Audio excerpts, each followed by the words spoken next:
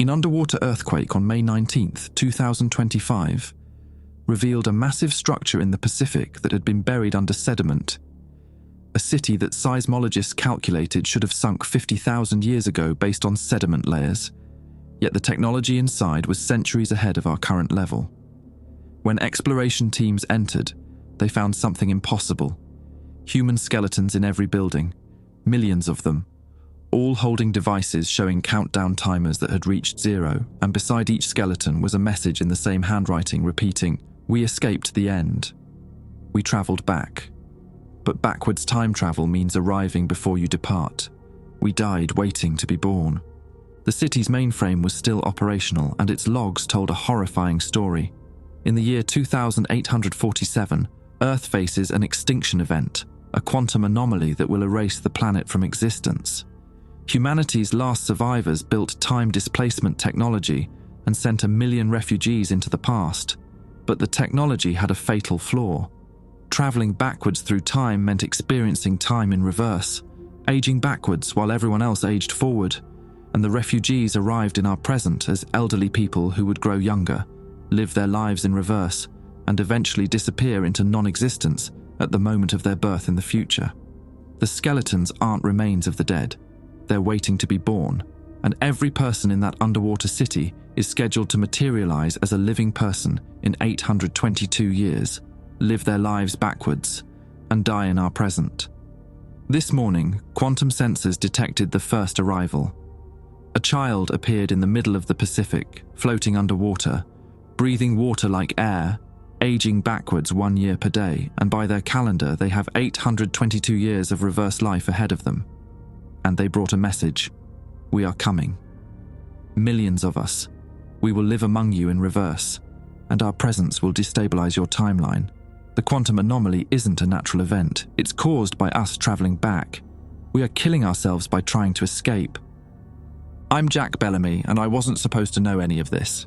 I repair deep-sea equipment for Scripps Institution in La Jolla. My security clearance gets me into storage rooms, not classified briefings. But 3 days ago, someone left a maintenance tablet in Submersible Bay 7, still logged into the restricted network. I should have reported it. Instead, I scrolled through files I had no business reading while eating a sandwich that tasted like sawdust by the third bite. The child's name was listed as Unknown 1. Designation: Temporal Inversion Subject. Recovery location: 2,400 meters below sea level. Coordinates 31.2 degrees north, 142.1 degrees west. The report included a video timestamp, 0413 GMT, June 8, 2025. That's tomorrow morning. I'm writing this in my apartment in Pacific Beach, windows open because I can't afford the electric bill. My neighbour's playing bass through the wall, some song about leaving. Outside, people walk their dogs, buy tacos, live regular Thursday nights. None of them know what's swimming toward us through backwards time. The tablet stayed in my backpack for 2 days, hidden under spare work gloves and a cracked thermos I kept forgetting to replace. I kept working my shifts, calibrating pressure sensors for the submersibles, replacing hydraulic seals that had cracked during the last deep dive to the Tanner Basin. Normal work, predictable routines, the kind that doesn't keep you up at night wondering if you've seen something that could get you disappeared, or worse, make you question whether reality still operated by the rules you'd always assumed were unbreakable. Scripps sits on a cliff overlooking La Jolla Cove, all that California postcard beauty, hiding some of the most advanced marine research labs in the world. Most people visit for the aquarium and the sea lions barking on the rocks below. They don't see the restricted wings, the loading docks where unmarked trucks arrive at 3 a.m., or the elevator that goes down 6 levels instead of the 3 marked on the directory. I've worked here 8 years, fixed enough equipment to know which scientists nod hello and which ones won't make eye contact. Dr. Vincent Howell fell into the second category. He found me Friday morning in the machine shop, angle grinder screaming as I cleaned rust off a damaged thruster assembly. When I killed the power and pulled up my face shield, he was standing 3 feet away, arms crossed over a shirt that probably cost more than my rent. You accessed classified files 2 days ago, not a question. I found a tablet, turned it into security yesterday. After reading everything on it, Howell stepped closer. He smelled like expensive cologne and something chemical, ozone maybe. I checked the access logs. You opened 47 documents, spent 12 minutes on the unknown one video feed. I set down the grinder. Look, I didn't mean... How much do you know about quantum field theory? The question knocked me sideways. What? Answer it. Nothing. I repair machines. I don't do the science part. Howell studied me like I was a malfunctioning instrument. He was maybe 50, grey at the temples, with the kind of weathered face you get from years on research vessels. You grew up in Oceanside. Father was Navy, died when you were 16. You attended 2 years at Miramar College, dropped out for financial reasons. You've been maintaining our deep-sea equipment ever since. Clean record, no family, no security violations until now. You ran a background check? I run background checks on everyone who sees what you saw. He pulled out his phone, tapped the screen, then held it up. The video showed dark water. Depth marker in the corner read 2,388 meters. The submersible's lights cut through the murk, illuminating something that made my stomach drop even though I'd already seen this footage. A kid, maybe 7 years old, floating motionless in the water column, eyes open, arms at his sides. No diving suit, no apparatus. Just a child suspended in crushing pressure that should have turned him into paste. He's breathing water, I said. Correct. The water cycles through his lungs like air. Oxygen exchange is happening, but we can't explain the mechanism. Howell pocketed his phone. He's been down there 19 hours, hasn't moved, doesn't respond to stimuli. Every biological function is operating in reverse. His heart beats backwards. Blood flows the wrong direction through his veins. Neurons fire in patterns that violate causality. The report said he ages backwards, 1 year per day. You read that part. Howell's expression didn't change. Which means you also read about the underwater city. The million skeletons. The message. I nodded. Then you understand why I'm here instead of security. He leaned against my workbench. We're bringing him up tomorrow. 4 a.m. retrieval mission. The recovery team needs someone who can operate the biomechanical containment pod we're using to transport him. It's custom equipment, built by Lockheed, delivered 3 days ago, and no one on staff knows how to run it except the engineer who designed it, and he's stuck in Guam until Monday. I don't know anything about containment pods.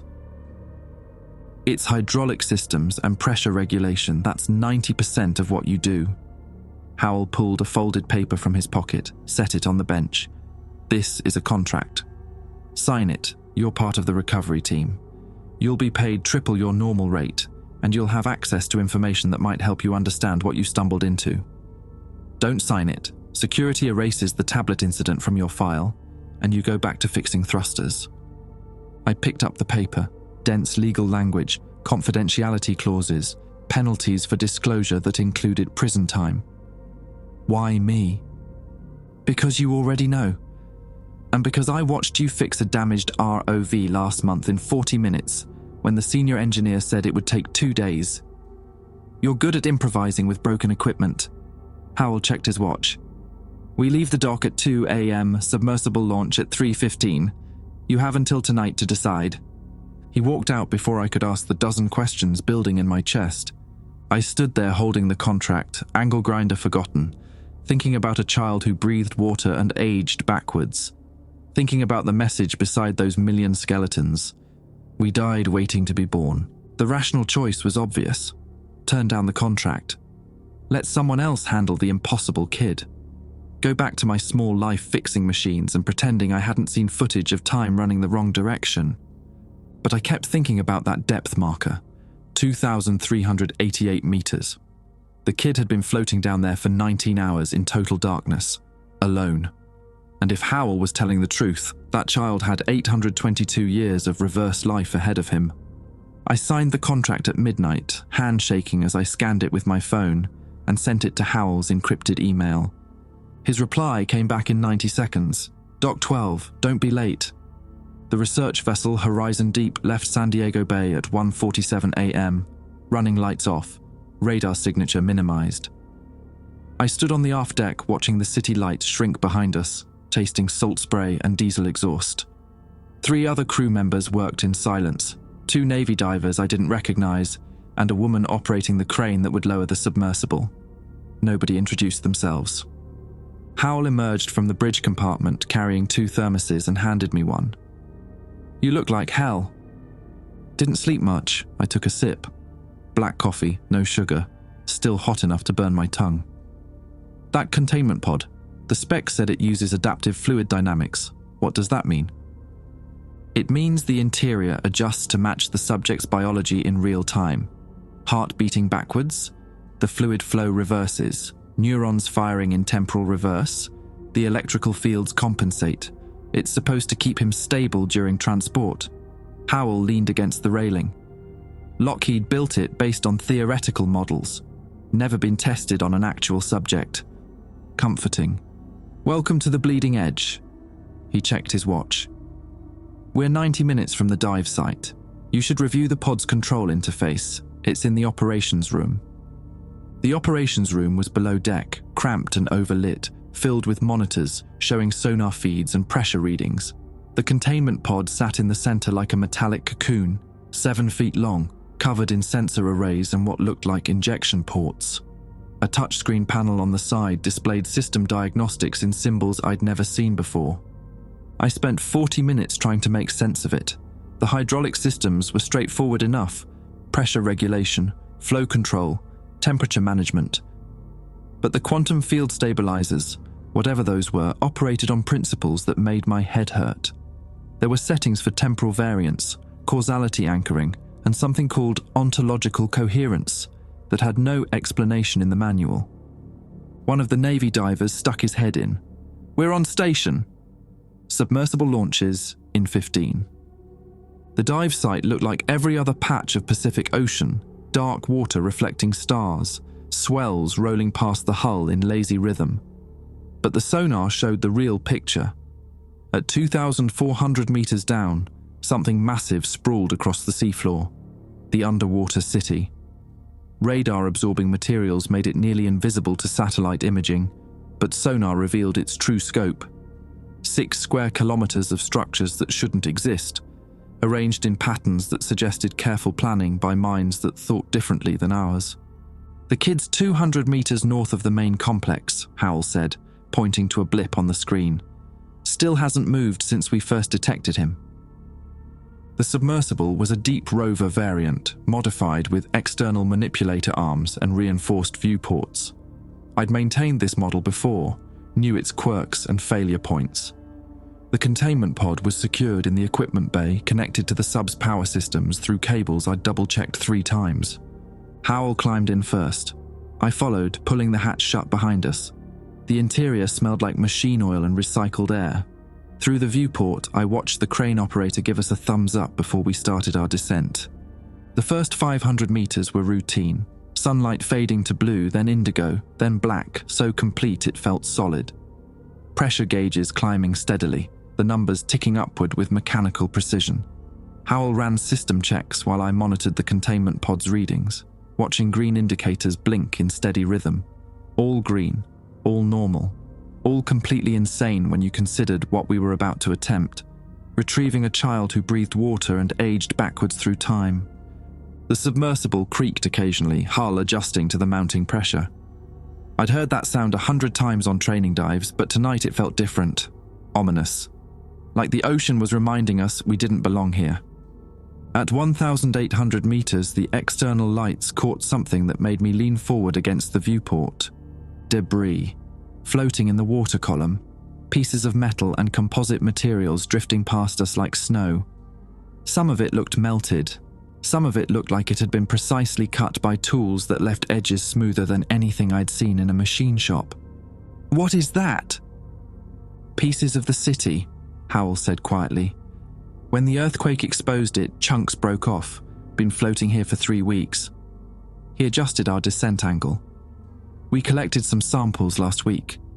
The metallurgy is incredible. Alloys that shouldn't be possible with current technology. Self-repairing composites. Materials that generate their own electromagnetic fields. We passed through a cloud of smaller fragments. One piece scraped against the hull with a sound like fingernails on metal. At 2,200 meters, the city became visible below us. I'd seen the sonar images, read the survey reports. None of it prepared me for the actual sight. Towers rose from the seafloor, some intact, others collapsed into geometric rubble that formed patterns almost too regular to be natural. The architecture was wrong, angles that didn't quite make sense, proportions that felt off in ways I couldn't articulate. Nothing organic about it, nothing welcoming. It looked like a city built by humans who had forgotten what humans needed, or maybe by humans who had evolved past needing the things we took for granted. Light, warmth, the comfort of right angles and familiar shapes. Sediment covered everything in a thick layer, but I could see lights still glowing in some of the towers. Faint bioluminescent blue, pulsing in patterns that might have been a code, or might have been random electrical discharge from failing systems. There, Howell pointed. The child floated 100 meters ahead of us, suspended in the darkness. As we approached, the submersible's lights illuminated him fully. He wore clothes. That single detail hit me harder than anything else. A grey jumpsuit with pockets and zippers, fabric that moved slightly in the current. His eyes were open but didn't track our movement. Brown hair drifted around his face. He couldn't have been older than 7, and he hung there in the crushing pressure like he was weightless in space. I activated the containment pod's deployment sequence. The manipulator arms extended, carrying the pod toward the child. Howell maneuvered us closer, moving with the kind of precision that comes from decades of deep-sea work. 10 meters, he said. The pod's sensors detected the child and began their calibration. Numbers scrolled across my screen. Heart rate negative 72 beats per minute. Respiratory cycle inverted. Neural activity pattern. Temporal reversal confirmed. 5 meters. Something changed. The water around the child began moving strangely, flowing in patterns that violated fluid dynamics. Currents spiraled inward, then reversed. My instruments showed pressure fluctuations that shouldn't be possible. "Howell, something's wrong with..." The child's eyes snapped to us. Not gradually, not like someone waking up. His head rotated in one smooth motion, and those brown eyes locked onto the viewport with an intensity. His mouth opened, bubbles streamed out, but they moved wrong, pulled inward instead of rising. And in that moment, I heard something. Not through the submersible's hull, not through any speaker. Inside my head. A voice that sounded like it was playing backwards, like someone had recorded words and reversed the audio, except I could somehow understand it anyway. "Help me." My hands shook on the controls. "Did you hear that?" "Hear what?" Howell's face was pale in the instrument lights. "I've been here so long, waiting, counting backwards, please." "The kid. He's talking." Inside my head. Howell grabbed the radio. "Command, we have contact with Unknown One. Subject is exhibiting signs of consciousness and possible communication ability. Proceeding with containment." I positioned the pod directly beside the child. The manipulator arms opened its front panel, revealing the fluid-filled interior. More bubbles streamed from the child's mouth, all flowing the wrong direction, all carrying that backwards voice. It hurts to exist like this, moving against time. Every second is an hour. Every hour is a day.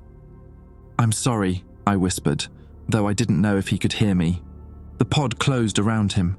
Instantly, every screen on my console went haywire. Quantum field readings spiked. Temporal variance indicators spun into the red. The child began convulsing inside the pod, his body moving in jerky, reversed motions that looked like footage played backwards at high speed. Then everything stabilized. The readings dropped back to normal.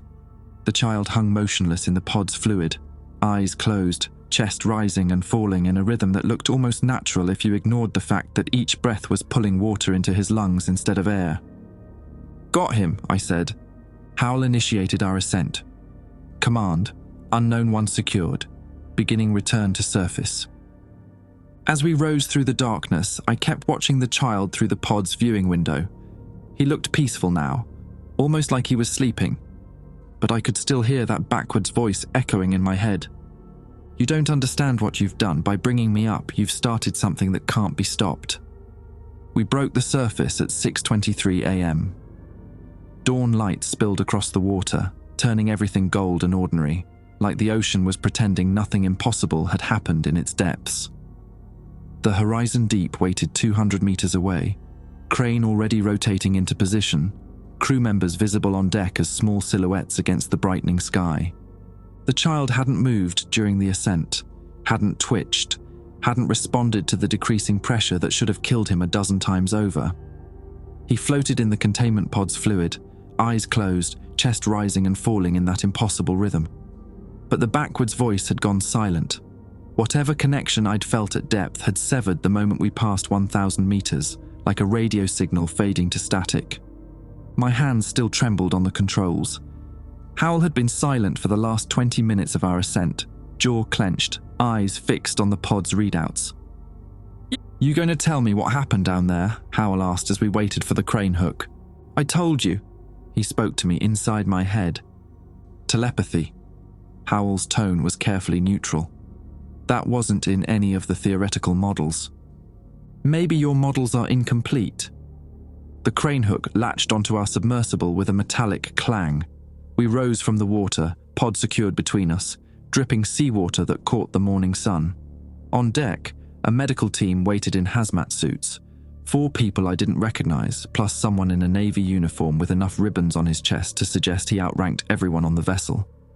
They took the pod before I could even climb out of the sub. The medical bay was 3 decks down, hastily converted from a cargo hold over the past 72 hours. Portable equipment filled every corner, monitors showing vital signs I didn't understand, scanners humming with power, machines whose purpose I couldn't guess but whose blinking lights suggested they were working very hard at something. The air smelled like antiseptic and ozone, the same smell I'd noticed on Howell earlier.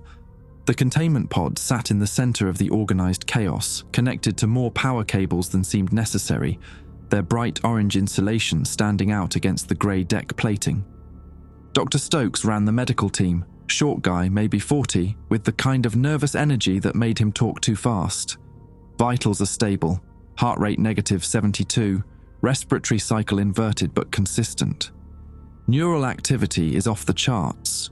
He's generating brain patterns we've never seen before. "Is he conscious?" Howell leaned over one of the monitors. "Define conscious." His brain is active, but the activity is moving backwards through normal causality. It's like watching a recording play in reverse, except it's happening in real time.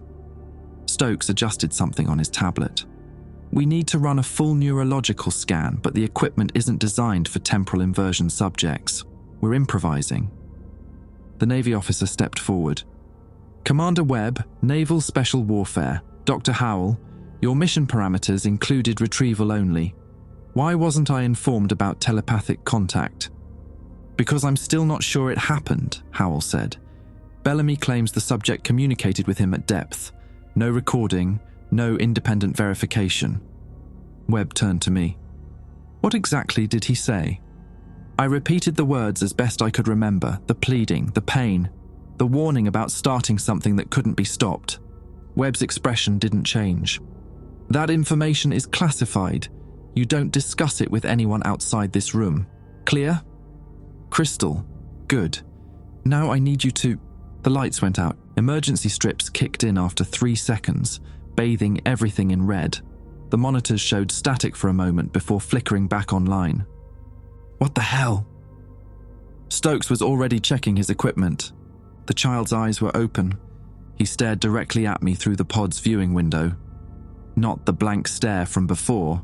This was focused, aware, and his mouth was moving, forming words in the fluid. The backwards voice returned louder than before, loud enough that I could see others reacting to it. Howell grabbed his head. Webb pulled his sidearm, though what good that would do against telepathy I couldn't imagine. "You brought me to the surface. You changed the depth. The pressure differential is accelerating the temporal cascade." "What does that mean?" I said aloud. "It means I'm not alone anymore." The temperature dropped. My breath misted in front of my face. Frost began forming on the containment pod's exterior, spreading in crystalline patterns that looked almost deliberate. One of the medical technicians, young guy named Voss, stepped closer to the pod. Temperatures falling exponentially, down 10 degrees in 30 seconds. Get back from it, Webb ordered. Voss didn't move. He was staring at his hands. Something's wrong. My watch is running backwards. I looked at my own watch. The second hand ticked counterclockwise, slowly at first, then faster. Temporal field expansion, Howell said. The child's presence is affecting local space-time. We need to increase the pod's containment field before... The bulkhead door opened. Nobody touched it. Nobody was near it. It just swung open on hinges that should have been sealed, revealing the corridor beyond. And standing in that corridor was another child. Same grey jumpsuit, same brown hair, same face, the exact same face. It was him. The child from the pod, except this version was standing, breathing air, skin dry and eyes completely black, like someone had filled them with ink. "That's impossible," Stokes whispered. The standing child tilted his head. When he spoke, his voice sounded normal, not reversed, not telepathic, just a kid's voice, which somehow made it worse. "I told you." Bringing me to the surface changed things. The temporal differential between depths creates resonance points, places where my timeline intersects itself. He looked at his own body floating in the pod. "That's me 12 hours from now, or 12 hours ago. Time doesn't work the same way for me anymore." Webb aimed his sidearm at the standing child. "Don't move. You can't shoot me. I haven't been born yet." The child smiled, and it was the saddest expression I'd ever seen. "None of you understand. By retrieving me, you've created a temporal anchor, a fixed point in space-time where forward time and backward time intersect. And that creates a cascade effect." Voss stumbled backward, shoulder hitting the bulkhead with a hollow thud. His skin had gone pale, waxy, lips turning blue like he'd been pulled from ice water. "Can't breathe right. Air tastes wrong. Metallic. Like pennies." "Get him out of here," Howell said, voice sharp with command. Two technicians grabbed Voss by his arms, pulling him toward the door with urgent movements. But before they reached it, before they'd covered even half the distance, he stopped, went rigid. His eyes widened in terror, pupils contracting to pinpoints, and a sound came from his throat.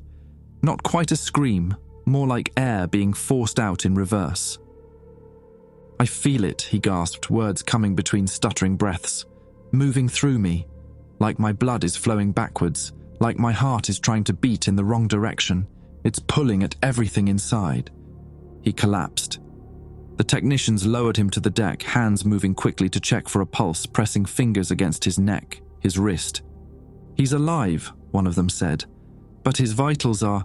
His heartbeat is inverted, like the subject." The standing child walked closer, bare feet making no sound on the metal deck. Nobody stopped him. Webb's gun tracked his movement, the barrel following every step, but the commander didn't fire. Maybe he understood that bullets wouldn't help. Maybe he understood that you can't kill someone who hasn't been born yet. "This is the cascade," the child said. "My presence destabilizes the timeline, creates infection points. Your friend was closest to the resonance field, so he was the first to be affected, but it will spread. Everyone in this room will eventually experience temporal inversion, then everyone on this ship, then everyone within a kilometer radius." "You're lying," Webb said, but his voice shook. "I'm not. I'm trying to warn you." The child looked at me again. "You heard me at depth. You felt the connection. That means you're more susceptible than the others. You'll be next."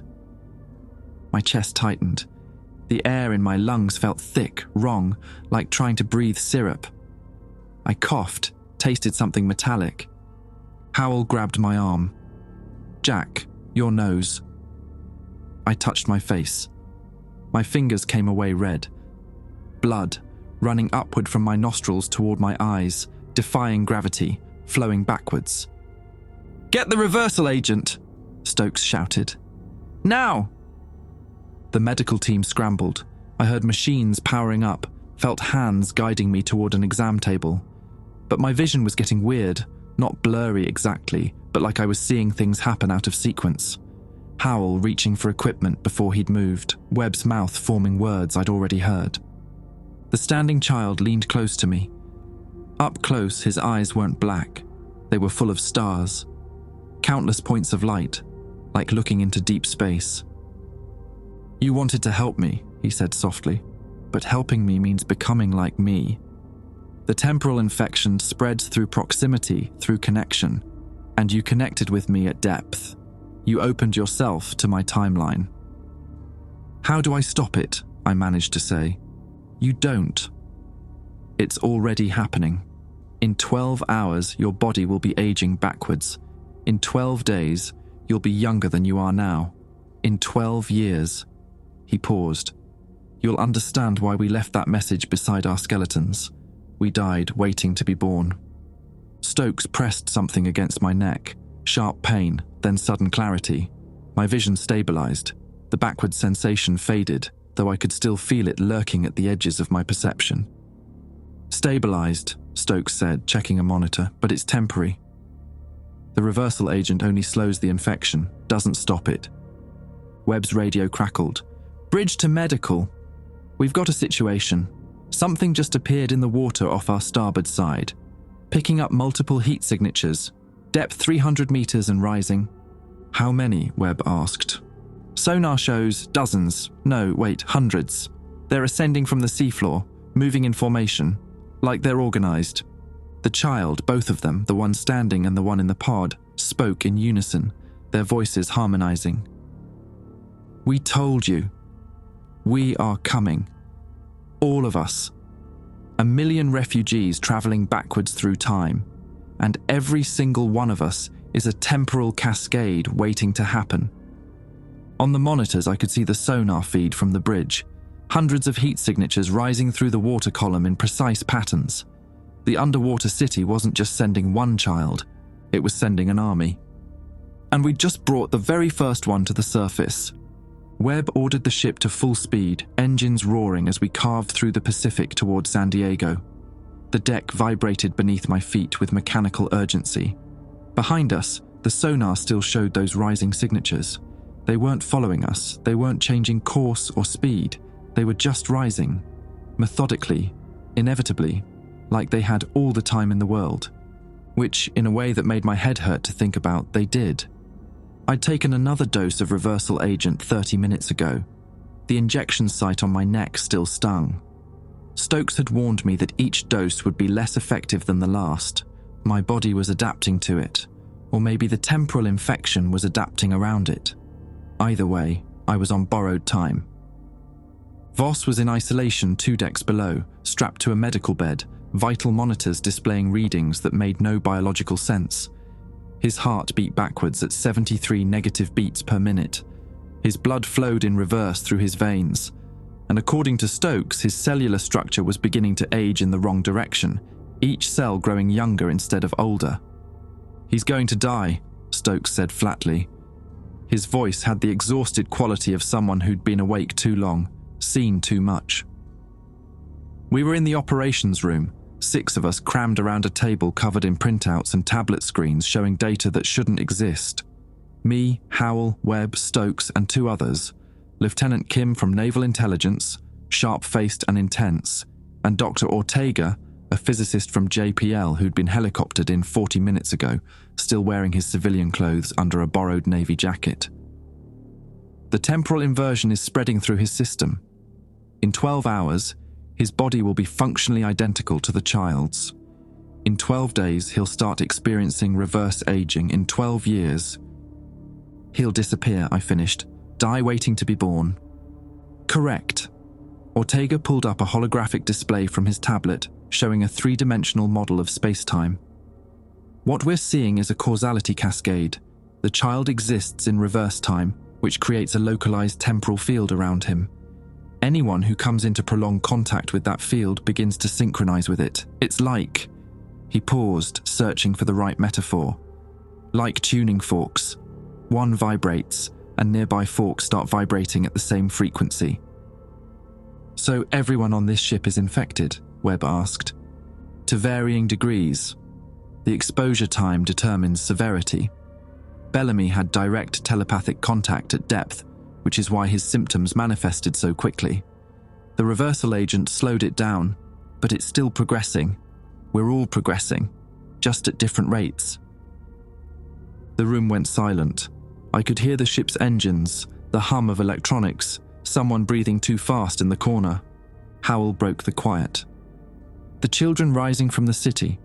How many are there? Ortega consulted his tablet. Latest sonar sweep detected 847 distinct signatures, all ascending at different rates, spreading across a radius of approximately 60 kilometers. Based on the pattern, we estimate they'll reach the surface over the next 72 hours. And each one creates another cascade point, Kim said. Each one starts infecting everyone around them. Worse than that. Ortega manipulated the hologram, showing overlapping spheres of influence. When multiple cascade points interact, they amplify each other. 2 children create exponential growth in the temporal field. 10 children create a zone where time itself becomes unstable. 847 children. He let the implication hang. Would do what? Webb demanded. Create a temporal collapse zone covering most of the Pacific Rim. Everyone within that zone would begin experiencing reverse time. Millions of people aging backwards, infrastructure failing as causality breaks down. And it would spread. The collapse zone would grow until it encompassed the entire planet. I thought about the message beside those million skeletons. We died, waiting to be born. Now I understood what it meant. This was what the future refugees had been trying to warn us about. They hadn't escaped the quantum anomaly that would destroy Earth in 2084-7. They had become it. By traveling back, by trying to save themselves, they doomed everyone. The quantum anomaly wasn't some external cosmic event. It was them. 1 million people displacing themselves through time, creating cascading temporal fields that would eventually collapse reality itself. And we'd just started the process by bringing one of them to the surface. So we caused the very thing they were trying to escape, I said. Ortega nodded. The time travel itself is the anomaly.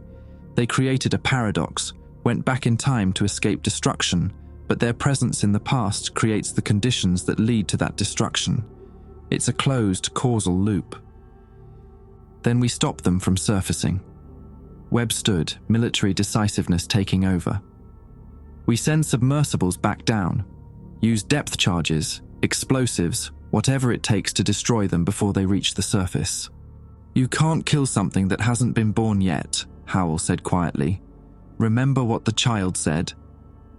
They exist in reverse causality. Killing them here just means they never existed in the future, which means they never time-traveled back, which means... Paradox, Ortega finished. Any direct action we take against them could fracture the timeline completely. We'd be gambling with the stability of reality itself. Webb's jaw tightened. Then what do you suggest? We just let them surface? Let the cascade spread until everyone on Earth is living backwards through time? No, I surprised myself by speaking. Everyone turned to look at me. We send them back. Back where? Kim asked.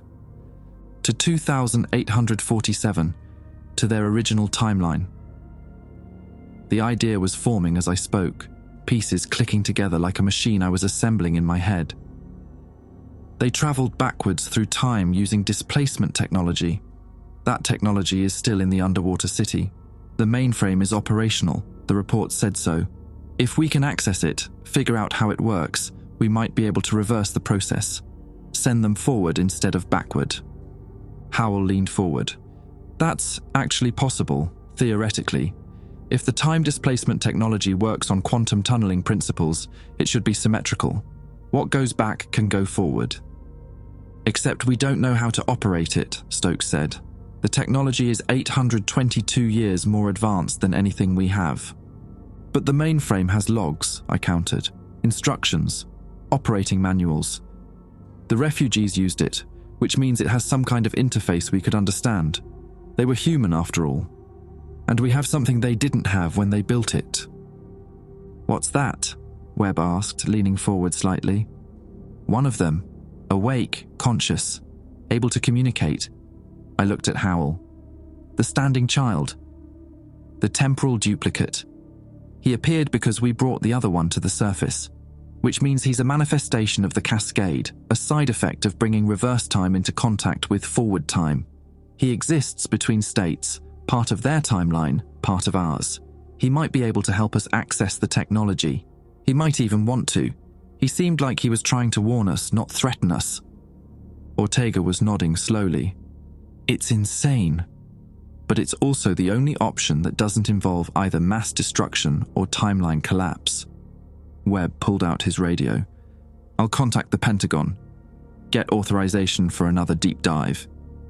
No, Howell's voice was sharp. This stays contained. The moment you involve higher authorities, this becomes a political situation. Committees, oversight, delays. We have 72 hours before those children surface. We need to move now. You're talking about unauthorized access to the underwater city, Webb said. That's beyond my authority to approve. Then don't approve it. Just don't stop us. Howell stood. Bellamy and I will take the submersible back down. We'll access the mainframe, find the displacement technology, and figure out how to reverse it. You can court-martial me later. Webb studied him for a long moment, then looked at me. You're willing to go back down there? After what happened to Voss? My hands were trembling again. I could still feel the temporal infection lurking in my system, held at bay by the reversal agent but not cured. Every cell in my body was trying to decide which direction time should flow. Going back down meant getting closer to the source, meant accelerating my own symptoms, meant potentially becoming like Voss, strapped to a bed, heart beating backwards, aging in reverse until I ceased to exist. But I thought about those million skeletons, about Voss strapped to a bed, his biology rewriting itself one cell at a time, about 847 children rising through the dark water, each one carrying the seed of humanity's destruction. Yeah, I said. I'm willing. Webb nodded once, decision made, face grave. Then you have 72 hours. After that I'm calling it in, and higher authorities can deal with the consequences. He headed for the door, then paused, hand on the frame. For what it's worth, I hope you succeed. Because if you don't, we're all going to die, waiting to be born. The standing child waited for us in the submersible bay. He sat cross-legged on the deck beside our deep rover, those star-filled eyes watching us prepare for the descent. Nobody had told him we were going back down. Nobody had asked him to come. He just appeared, the way he appeared, temporally, impossibly, between one moment and the next. You're going to the mainframe, he said. Not a question. Howell paused halfway through checking the oxygen systems. How do you know that? Because I remember it. Or I will remember it. Time is confusing for me. The child stood, moved closer. I exist at multiple points in the timeline simultaneously. Right now, I'm here. But I'm also 12 hours from now, and 12 hours ago, and 822 years in the future. I experience all of it at once. My head hurt trying to follow that logic. Can you help us access the technology? The displacement device? The child tilted his head, considering. I can guide you, but you need to understand something first. The mainframe doesn't want to reverse the process. It was programmed with one directive: save the refugees. Sending them back means condemning them to the quantum anomaly. The AI won't allow it. There's an AI, Howell said. Sophisticated quantum intelligence. It managed the entire displacement operation. Made decisions in microseconds about who went when, which temporal coordinates to target, how to minimize paradox formation. The child's expression was sad. It was very good at its job. That's why we're all going to die. Webb appeared in the doorway, face tight with stress. Sonar picked up something. 3 of the rising signatures changed trajectory. They're heading directly for our position. How long? Howell asked. 2 hours. Maybe less. Howell turned to me. We need to leave now. No more prep time. I climbed into the submersible, Howell following. The standing child walked forward, put his hand on the hull. For a moment, nothing happened. Then he simply wasn't there anymore. but I could feel his presence inside the sub with us. Not physical, but real. Like he'd shifted himself through space and time simultaneously. "I'm here," his voice said from everywhere and nowhere. "I can only maintain this form while we're descending. The pressure differential helps stabilize my temporal coherence." The crane lowered us into the water at 9:47 a.m. Morning light filtered through the surface, turned everything blue-green and peaceful, then blue-black and ominous, then just black and endless. The child's presence felt stronger as we descended, like he was becoming more solid as the pressure increased, more real, more anchored to this version of reality. "Tell me about the mainframe," I said into the darkness, my voice sounding strange in the confined space. "It's located in the central tower. Sector 7, Level 12. The refugees called it Kronos, after the Greek god of time. It was built to solve an impossible problem, how to send 1 million people backwards through time without destroying causality. It succeeded, technically. But success meant dooming everyone. Sometimes, solving a problem just creates a bigger one." At 1,200 meters, I saw the first of the other children. He floated past us, rising slowly through the dark water, face serene like he was sleeping peacefully. Maybe 10 years old, wearing the same grey jumpsuit. Not breathing water, just existing in it, as if the liquid was no different from air, as if the distinction between liquid and gas meant nothing to his temporally inverted physiology. "That's Thomas," the standing child said. "He was a teacher. Or he will be. He taught mathematics in 2847. Now he's travelling backwards, and in 800 years, he'll stand in front of a classroom and teach equations to students who don't know they're doomed." We passed 3 more, each rising at their own pace, each lost in whatever reverse time dreams they were experiencing. At 2,100 meters, the city came into view. It looked different in daylight, or rather in the submersible's lights, less alien, more tragic. I could see the details now. Windows in the towers, walkways connecting buildings, places where people had lived, or would live, or were living in reverse.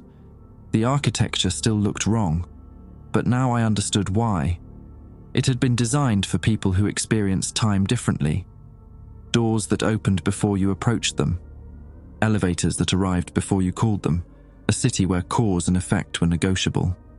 "The central tower," Howell said, pointing. It rose higher than the others, covered in symbols that might have been writing or might have been equations. Lights pulsed along its surface in patterns that made my eyes hurt to track. We landed on a platform near the tower's base. Howell activated the external manipulator arms, grabbed onto a docking clamp that looked designed for a submersible exactly like ours, like they'd known we were coming. "They did know," the child said, responding to my unspoken thought. "Kronos calculated this probability, calculated that you would come. It's been waiting 822 years for this moment." The docking port sealed around our sub with mechanical precision. Pressure equalized. A hatch opened in the tower's side, revealing an airlock bathed in blue light. "We can breathe in there?" I asked. "The city generates its own atmosphere. Part of the temporal stabilization system. Time flows differently inside, slower than the ocean, faster than the future. You'll feel it when you enter." Howell grabbed an equipment pack. "Stay close, if something goes wrong." "Everything's already gone wrong," the child interrupted. "Now we're just trying to make it less catastrophic." We stepped through the airlock. The sensation was immediate and overwhelming. My stomach dropped, like I'd missed a step on stairs that weren't there. Time felt thick around me, like I was moving through something more resistant than air. Each step took effort. Each breath required thought. "Temporal gradient," the child explained. He was visible now, standing beside us in the corridor. "Your bodies are adjusting to the localized time differential. It will pass." The corridor stretched ahead, walls made of material that looked like metal but moved like liquid, rippling slowly as we passed. Symbols scrolled across surfaces, too fast to read, glowing with phosphorescent light. Doorways opened and closed in patterns that might have been random or might have been a code. Some sequence of meaning lost to us, but perfectly logical to minds that experienced time differently. We followed the child deeper into the tower, boots echoing on floors that felt both solid and somehow yielding. Past rooms filled with equipment I didn't recognize, machines with moving parts that seemed to operate on principles outside conventional physics. Saw sleeping chambers where refugees had waited for their displacement times, beds still made, personal belongings still arranged on shelves. Found cafeterias where food still sat on tables, preserved by whatever temporal field kept this place stable, looking fresh despite 822 years underwater. And everywhere, the skeletons. They sat in chairs reading tablets that displayed frozen text, lay in beds, hands folded peacefully, stood in doorways as if they'd been walking somewhere when time caught up with them, each holding one of those countdown devices, each with the same message written beside them in handwriting that showed individual variation, some neat, some messy, but all saying the same thing. We died waiting to be born. They didn't all travel at once, the child said. The displacement happened over several years. Some went first, some went last. But all of us arrived in the past before we departed in the future. That's the fatal flaw. Backwards time travel means you arrive before you leave. Howell stopped walking. That means you're already here. All of you. The million refugees. They're already somewhere in our past, living backwards through history, dying at the moment they were born in 2847. Correct. We're ghosts of the future haunting the past, and every moment we exist creates more temporal instability. Level 12, Sector 7, the mainframe chamber. It was massive. A spherical room 50 meters across, walls covered in displays showing data in languages that hurt to look at, symbols that shifted between mathematical notation and something that looked almost like music, equations that seemed to describe time itself. And in the center, suspended in some kind of electromagnetic field that made the air shimmer and taste like copper, was Kronos. It looked like a brain made of light, neural pathways firing in reverse, thoughts cascading backwards through quantum processors in patterns too fast for human comprehension. Beautiful and terrible at the same time, like watching a star die in slow motion. "Kronos," the child called out, "we need to speak with you." The displays flickered. When Kronos spoke, its voice came from everywhere, layered with harmonics that suggested multiple conversations happening simultaneously. Temporal anomaly detected, 2 humans, forward time orientation, probability of intervention 94.7%. Conclusion, you have come to reverse the displacement. Yes, Howell said. Request denied. Primary directive, preserve refugee lives. Reversing displacement condemns all refugees to quantum anomaly. Cannot comply. The displacement is causing the anomaly, I said. You created a paradox. By sending them back, you doomed them. The displays showed calculations, probability trees, causality diagrams. Paradox acknowledged. However, alternative is immediate annihilation. Displacement offered temporal extension. Refugees gain 822 years of existence before non-existence, better than 0 years. But it destroys everyone else, Howell said. Your refugees create temporal cascades. Their presence will collapse causality for everyone on Earth. Billions of people will die. More calculations. Then, acceptable loss. Primary directive supersedes collateral damage. The child stepped forward. Kronos, you're talking to me. You're primary refugee. I exist because of you. And I'm telling you, reverse the displacement. Send us back. Cannot comply. You are primary asset. Your non-existence invalidates all other decisions. My existence is invalidating everyone else's decisions. Please. The child's voice broke. I'm tired of living backwards. Tired of dying slowly from birth toward death. Just let us end. Let us face the anomaly we were always meant to face. The room went silent. Kronos processed this for 17 seconds. I counted. Then Howell pulled a small device from his equipment pack and attached it to one of the display panels. What are you doing? I asked. Insurance. I worked with DoD before Scripps. Learned a few things about hostile AI systems. He activated the device. This is a quantum logic bomb. It will cascade through Kronos' systems and force a shutdown in approximately 90 seconds. The displays turned red, then white, cycling through warning colors. Hostile action detected, defensive protocols activated, security systems engaged. The doors sealed with pneumatic hisses. The air pressure changed, making my ears pop painfully.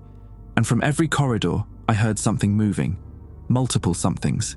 Metal scraping against metal. Mechanical joints articulating with precision fast. "What is that?" I said, backing toward Howell. "Security systems," the child said, his face pale even in the red emergency lighting. "Autonomous, designed to protect Kronos from tampering. They were built to handle threats from the future, military-grade defensive protocols." Howell grabbed my arm hard enough to hurt. "When Kronos shuts down, the displacement controls will reset to manual. You'll have maybe 2 minutes to reverse the process before the system reboots and locks you out. I need you to do it." "What? Why me?" "Because I'm not leaving this room." He pulled out a gun I hadn't known he was carrying, some kind of advanced energy weapon. "Those security systems are coming for us. Someone has to hold them off while you run the reversal, and I'm the better shot, always have been." "This is insane. It's the only way." Howell's face was calm, resigned, like he'd already accepted what came next. "The child will guide you.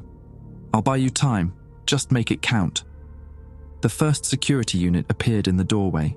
It looked like a spider made of chrome and hatred, 8 legs ending in blades that could cut through steel, optical sensors glowing red with targeting lasers. "Go," Howell said firmly, already raising his weapon. "Now." I ran. Behind me, Howell's weapon discharged with a sound like thunder compressed into a microsecond.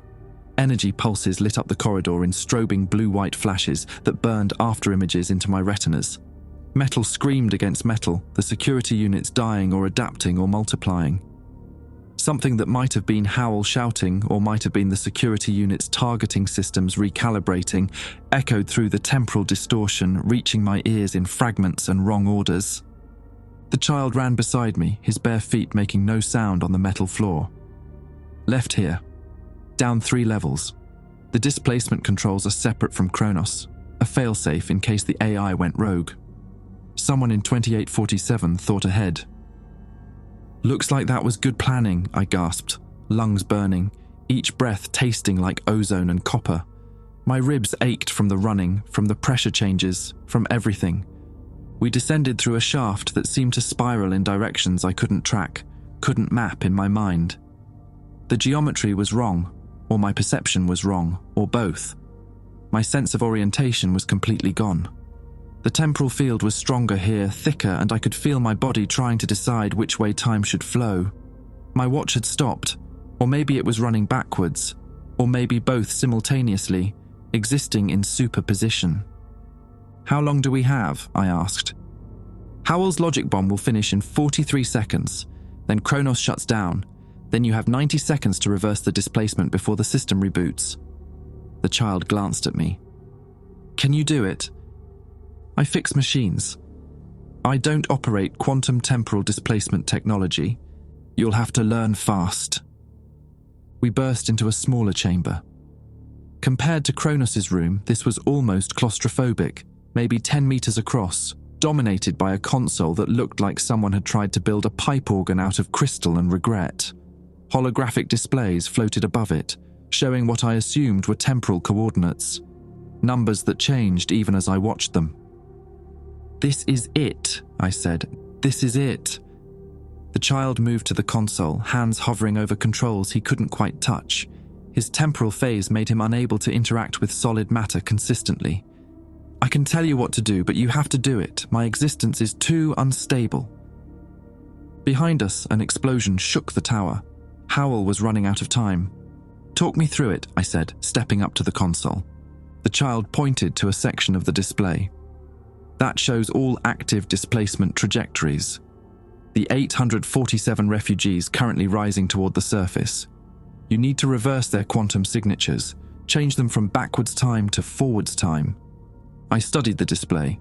Each refugee had a designation, a string of numbers and symbols that might have been names or might have been temporal coordinates. I touched one experimentally, and a new screen opened showing biological data, displacement velocity, current depth, estimated surface arrival time. How do I reverse them? There, the child indicated a set of controls that looked like they'd been designed by someone who thought in 12 dimensions. That's the temporal polarity inverter. You rotate it counterclockwise, then input the master reversal code, which is... The child rattled off a sequence of numbers and symbols. I grabbed a stylus, at least that was familiar technology, and wrote them on my forearm. My hand shook. The temporal infection was getting worse. I could feel it in my bones now, like my skeleton was vibrating at the wrong frequency. Okay, I rotate this, input the code, and then what? Then you activate the mass displacement. It will pull all 847 refugees back through time, forward through time, to their origin point in 2084-7. What happens to them there? The child was quiet for a moment. They arrive at the moment the quantum anomaly destroys Earth. They die. All of them. Instantly. My hands froze on the controls. I'm killing them. 1 million people. Men, women, children. People who did nothing wrong except try to survive. You're ending what never should have begun. We were supposed to die in 2847. Instead, we created a paradox that dooms everyone in every time period. Every person who ever lived or will live. This is mercy. This is finally letting us face what we were meant to face. The child's voice cracked. Do you think any of us want this? You're asking me to commit genocide. I'm asking you to save everyone else. 7 billion people in your time. Everyone who came before. Everyone who will come after. The child's star-filled eyes met mine, and I saw something in them. Grief, acceptance, exhaustion. You think I want this? I remember being born. Or I will remember it. I remember my mother, will remember her, holding me for the first time in 2824. I remember, will remember, 23 years of life before the anomaly. Learning to read, first kiss, the taste of strawberries in summer. And I'm asking you to erase all of it, to make it so I die before I live. Because that's the only way to stop the cascade, because someone has to make the impossible choice. An alarm blared. Kronos was shutting down. The lights flickered, stabilized in emergency mode. Now, the child said, you have 90 seconds. I grabbed the temporal polarity inverter. It felt cold, colder than anything should feel, and rotating it took more strength than it should have, like I was turning the axis of reality itself. 60 seconds. I input the code, fingers fumbling, having to retype 3 of the symbols when I got them wrong. The display turned orange, then gold. 40 seconds. Now press the mass displacement activation, the child said. The blue crystal at the center. I reached for it, then stopped. Something Hal had said echoed in my mind. You're good at improvising with broken equipment. Wait, I said. What if we don't send them all the way back? What if we send them forward but to a different time, after the anomaly?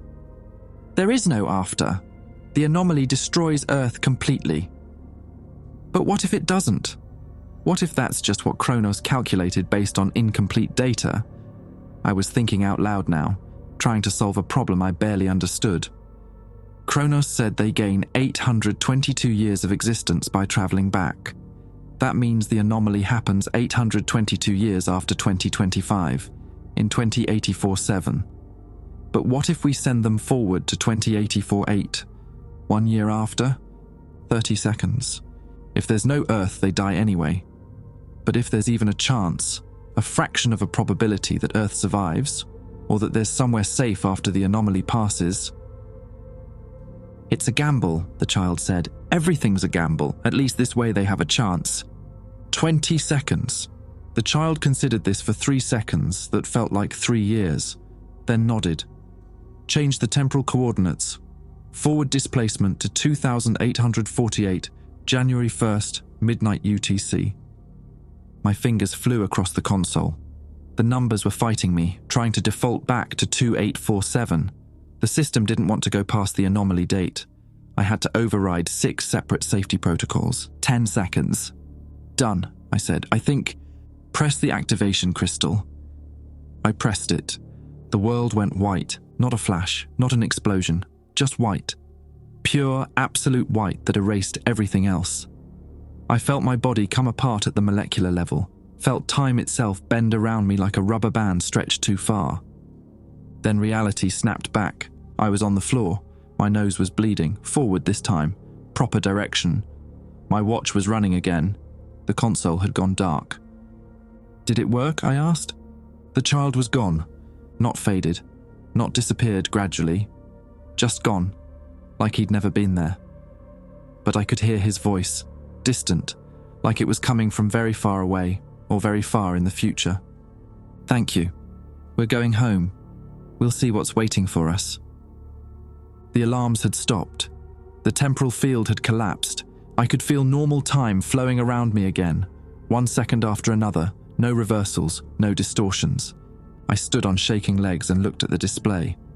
It showed 847 displacement trajectories, all moving forward now instead of backward, moving toward 2,848.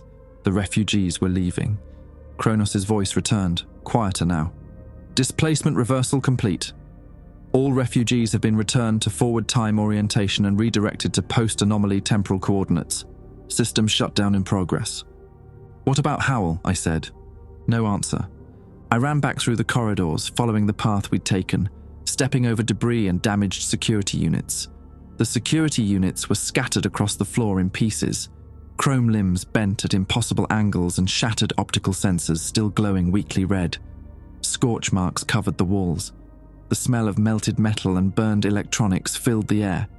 And in the center of it all, surrounded by mechanical carnage, Howell sat with his back against the wall. He'd been hit, multiple times. Burns across his chest, his left arm hanging at an angle that meant it was broken, possibly in several places, blood on his face. But he was alive, still breathing, each breath shallow and pained. "Did you do it?" he asked, voice barely above a whisper. "Yeah, they're gone. Going forward to 2,848. That wasn't the plan. Plans change. You taught me that." I knelt beside him, tried to assess his injuries. Bad, but maybe survivable if I could get him back to the sub, if I could move fast enough. "Come on, we need to get you out of here." "Jack!" His voice was weak, fading. "My watch is running backwards." I looked. He was right. The second hand was ticking counterclockwise. "The temporal infection," I said. "Being down here accelerated it. How long do I have?" I didn't answer. Couldn't answer. Because I could see it now. His skin was getting paler, his hair darkening slightly. He was starting to age backwards. "Get to the sub," he said. "Get back to the surface. Tell Webb what happened." "I'm not leaving you here." "You have to. I'm already gone.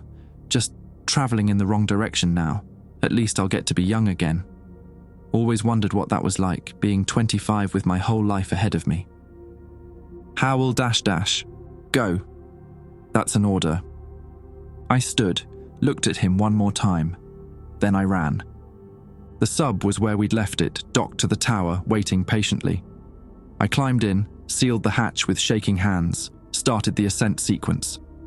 As we pulled away from the city, I looked back through the viewport one final time. The lights in the towers were going out, one by one, slowly fading into darkness. Kronos was shutting down completely, and without it, the city was finally dying. Or being born. Finally. I wasn't sure anymore. The surface looked wrong.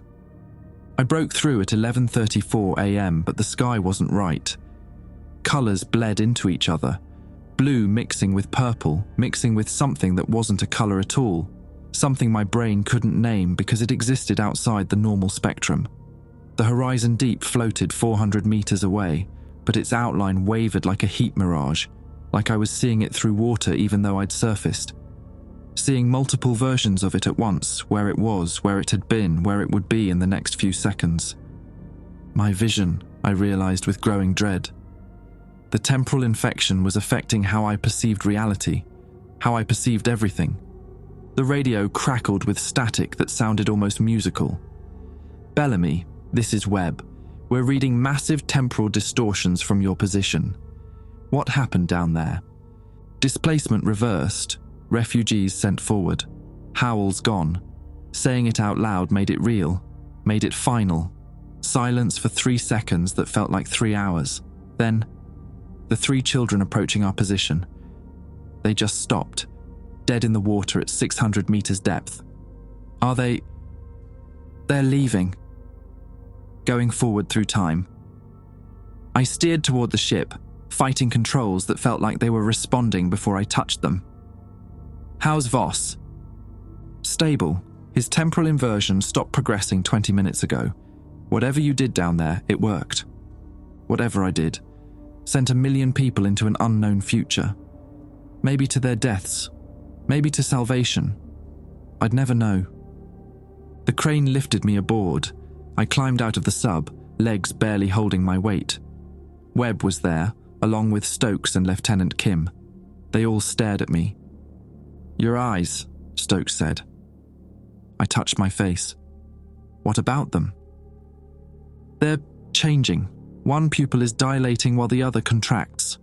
Like they can't decide which moment in time to focus on. Great, just great. Get him to medical, Webb ordered. They moved me below deck, but I could feel something building. A pressure in my skull, a sense of wrongness expanding from somewhere deep inside my temporal lobes. The medical bay felt too bright, too sharp. I could see individual photons bouncing off surfaces, could hear the electrical impulses in the monitoring equipment. My perception was fragmenting across multiple time streams. Reversal agent, Stokes said, preparing an injection. Won't work. I knew it somehow, understood it at a level beyond words. I've been exposed too long, too deep. The infection isn't just in my biology anymore, it's in my quantum signature. Then what do we do? I looked at the containment pod.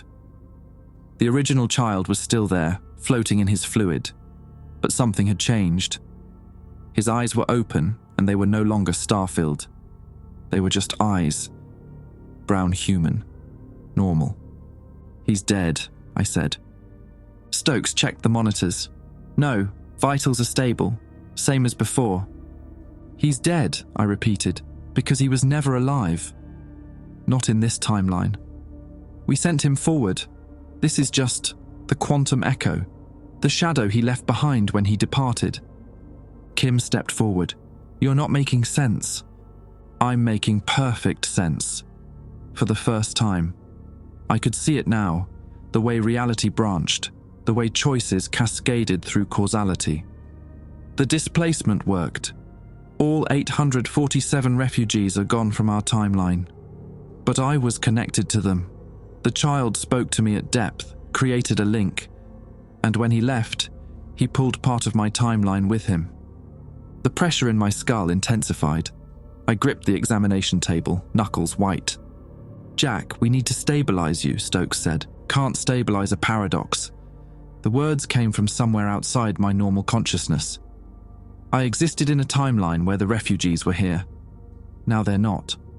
But my memories say they are.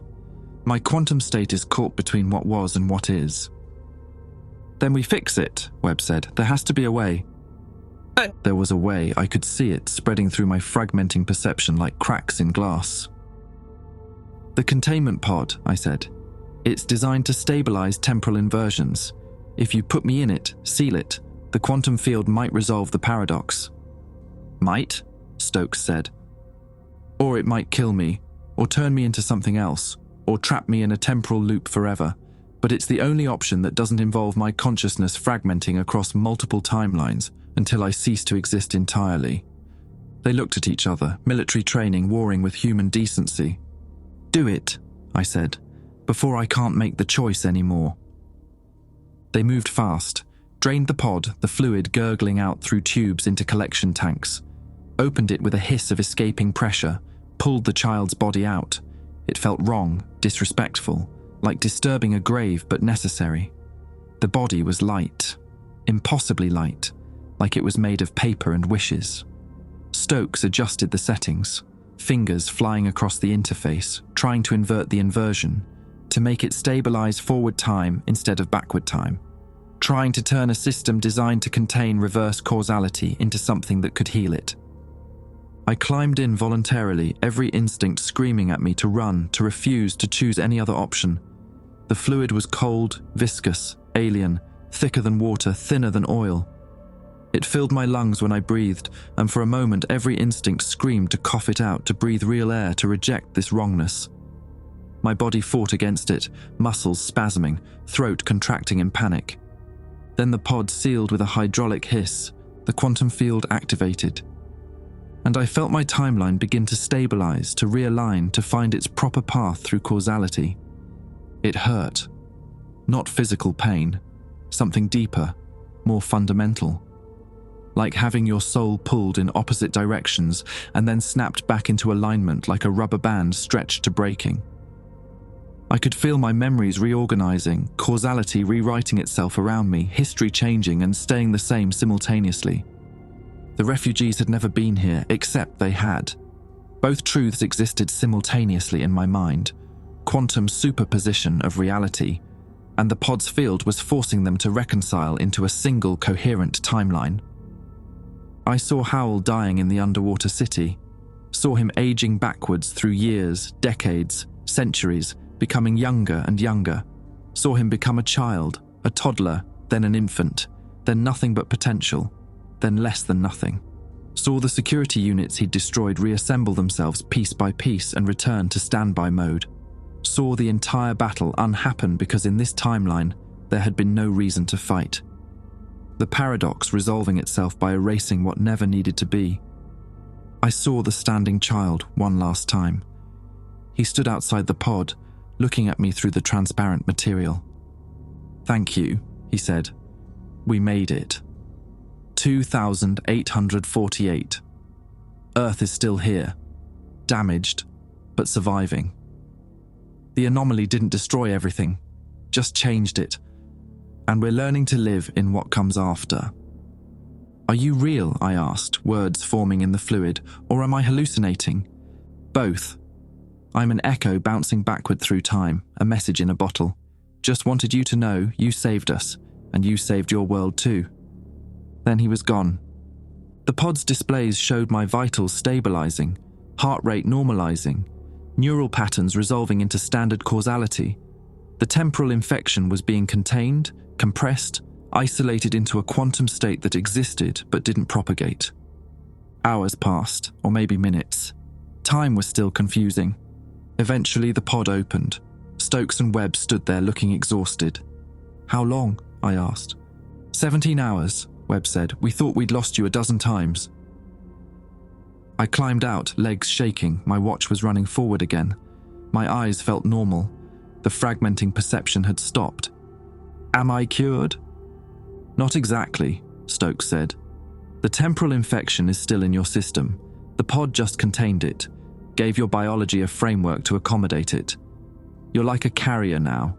You have temporal instability in your quantum signature, but it's stable instability, a permanent scar." "What does that mean?" "It means you'll always perceive time slightly differently than other people. You'll see probabilities, feel causality shifts, but you won't fragment, won't age backwards. You'll just be changed." I looked at my hands. They looked the same, but I could feel it. A subtle vibration in my timeline, like I was existing a microsecond out of phase with everyone else. "The child said they made it. 2848. Earth survived the anomaly." Webb and Stokes exchanged glances. "We have no way to verify that," Webb said, "but sonar shows no more signatures rising from the underwater city. The temporal distortions have stopped. And Voss is recovering. His biology is reversing back to normal." "Then it worked." "Yeah." Webb put a hand on my shoulder. "It worked. You saved a lot of people, Bellamy. Maybe everyone." I thought about Howell, about the child, about 1 million refugees now living in a post-apocalyptic future, trying to rebuild on a damaged Earth. "I just did what needed to be done," I said, "and that's all any of us can do. We stood there in the medical bay, surrounded by equipment that had kept me alive through an impossible transformation. Outside, I could hear the ocean. Normal ocean sounds, waves and wind, nothing temporal about them. "What happens now?" I asked. "Now." Webb looked tired. "Now we write reports that no one will believe. Now we classify everything under about 7 different levels of secrecy. Now we try to go back to normal lives, knowing what we know." "And me?" "You go back to fixing equipment at Scripps. Live your life. Try not to think about it too much." He paused. "Though if you start seeing temporal anomalies again, call me immediately." I nodded, went back to my quarters, lay on the narrow bunk and stared at the ceiling, watching shadows that weren't quite shadows move across it in patterns that might have been random, or might have been meaningful. I'd sent 1 million people into the future, made them face the anomaly they'd been trying to escape, given them a chance, maybe, at survival in a changed world. And I'd lived the rest of my life never knowing if I'd saved them or condemned them, never knowing if the child's message had been real or just my mind creating comfort in the aftermath of impossible choices. The uncertainty would have to be enough. The not knowing would have to somehow become bearable, because it was all I had. Outside my porthole, the Pacific stretched endlessly to the horizon. Dark water hiding impossible cities and ancient secrets that would stay buried for 822 years. Or maybe not buried at all. Maybe just waiting for the right moment to resurface.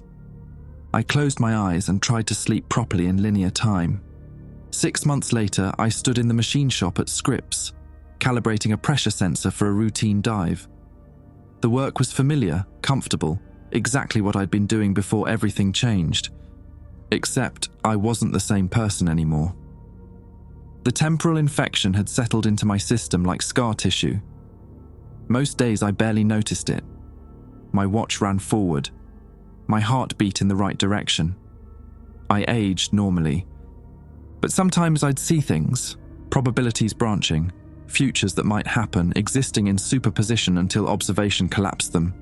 I'd reach for a wrench and see myself dropping it before I did, giving me time to adjust. I'd walk past someone and know they were about to sneeze seconds before it happened. Small things, useful things, things that made me better at my job, things that reminded me I was no longer entirely human. "Bellamy," I turned. Dr. Ortega stood in the doorway, looking exhausted. The physicist had been monitoring my condition, running tests, trying to understand what the containment pod had done to me. "We need to talk," he said. We went to the observation deck. Tourists walked the paths below, taking photos of sea lions, living normal lives. "I've been analyzing your quantum signature," Ortega said, "specifically how it's been changing over the past 6 months. I thought it was stable." "It is, but stable doesn't mean static." He pulled out his tablet, showed me readings I couldn't interpret. "Your temporal field is growing, slowly, imperceptibly, but growing." "What does that mean?" "It means you're becoming a temporal anchor, like the refugees were. Anyone who spends prolonged time near you will begin to synchronize with your quantum state." "You're saying I'm contagious?" "Eventually, yes, not now, maybe not for years, but the field will keep expanding until it reaches a critical threshold and then..." He trailed off. "Then I become the center of my own temporal cascade," I finished.